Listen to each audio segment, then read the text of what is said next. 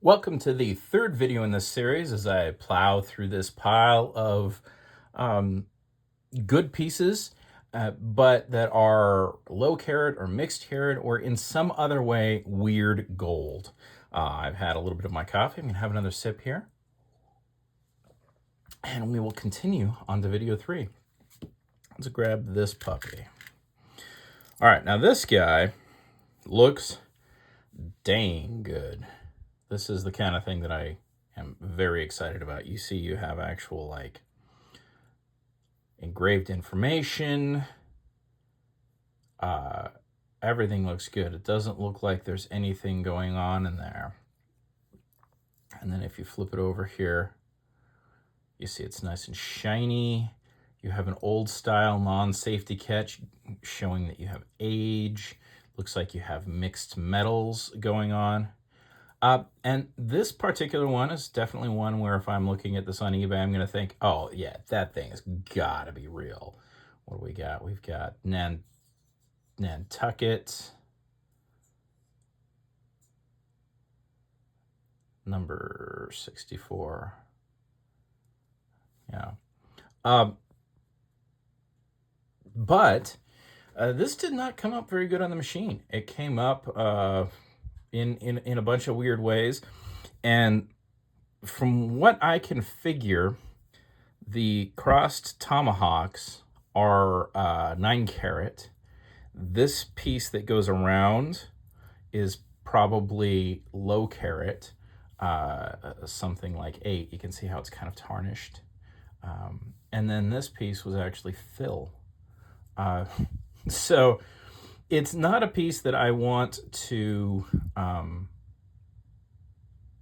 file on. If you watched the last video, you saw some pieces where they were filed into to show, to expose brass underneath. I think it's far too nice of a piece and interesting historically to want to do that with. So this is a piece that went into this bin because it's not something that I can really quantify in terms of how much gold it contains. But I think as an antique, it's incredibly cool, and B, I think it would be a shame to do any harm to it. But it is a good example of something that you might see online and go, wow, that's gold. But maybe not so much. Maybe not the gold you think it is. All right, let us continue. What do we have here? This is Eastern Star. And these pieces are really quite common. A lot of them, though, are not gold. You will find a lot of these, especially more modern ones, that aren't in fact gold. And this guy is a weird one in that you can see that there's like some weirdness shining through there. Now, the outer ring, I believe, is fill, and then the inner star is actually karat gold. But again, you see this, there's just not much there. There's really not a whole lot there. So that's another good example of where you can find these. Then you can see signs that, oh, it's not so good, but then the inside's good.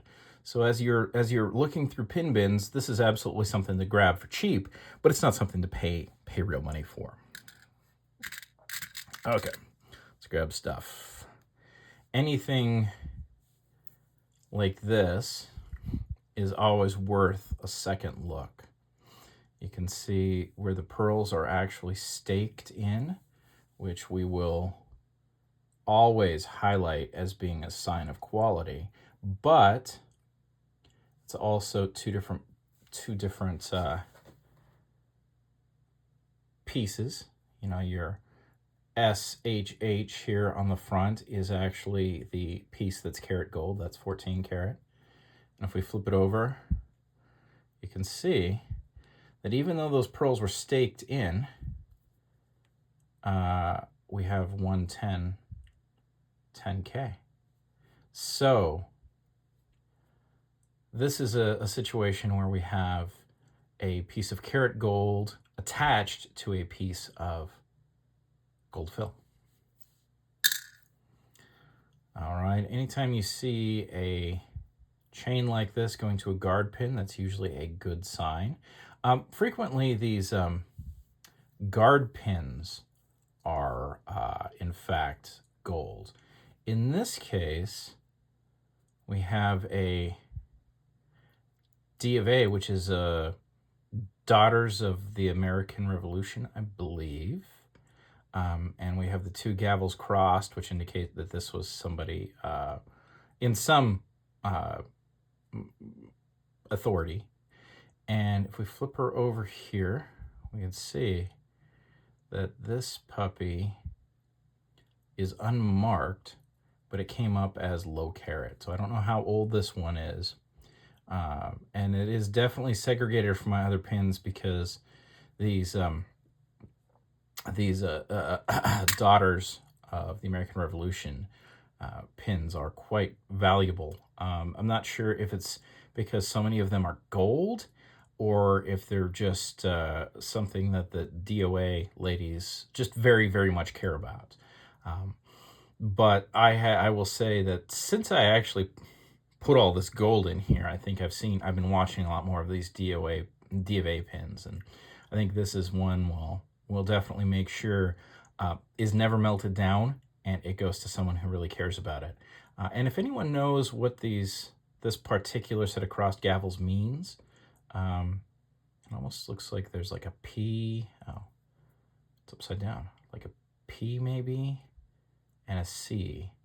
I would love to know what's going on there. We will definitely save that one. All right, let's keep going here. FS.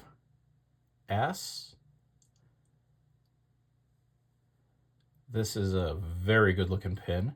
The catch here dates it. This style of catch kind of went out of vogue in the early 1900s. So it's probably, predates the early 1900s. But this one is low carat. So this was something like a 8 or 9 carat when it was tested. But it's a very good example of a little bit of gold. Definitely worth grabbing. When you see this nice shine that has no sort of bumpy stuff under it. I don't know if I've got an example of what I mean. I do have an example of what I mean. So I'm going to set this down right here, and I'll show you something that's gold plate.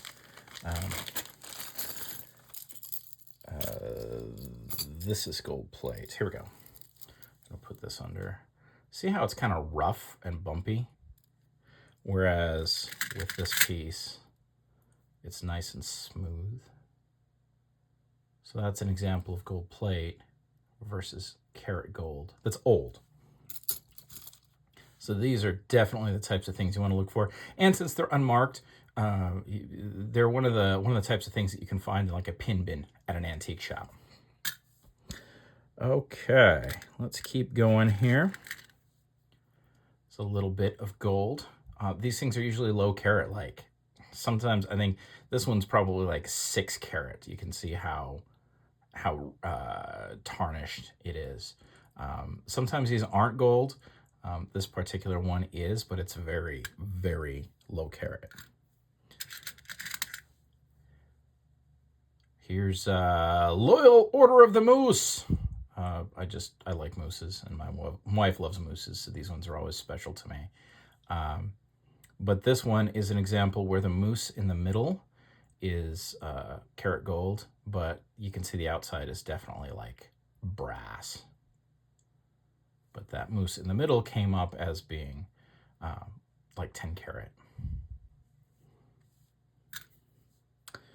Okay, let's grab one more here, and then I think we'll call it because I'd like to drink some coffee. What do we have here? Past Oracle.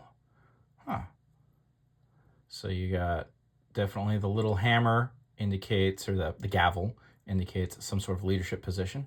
If we flip it over here, we've got that nice shine to it.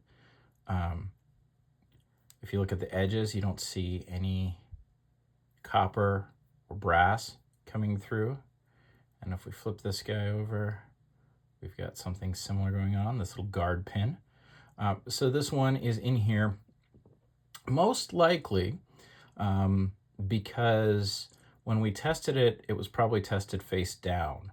I think this guy is going to be, actually, if I go retest, it'll probably be a 10 karat pin. One of the things that we found since I tested some of these things was that the enamel on the face of this will definitely throw the XRF machine off, and it will tell you a bunch of things that aren't necessarily true, which is why you need to go onto the back of the pin. This one, I would be shocked if it didn't come out as proper 10 karat.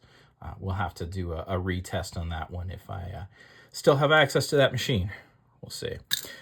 Okay, I'm going to drink me some coffee, and we will be back for video 4 at some point in the future. I hope you're having a great day.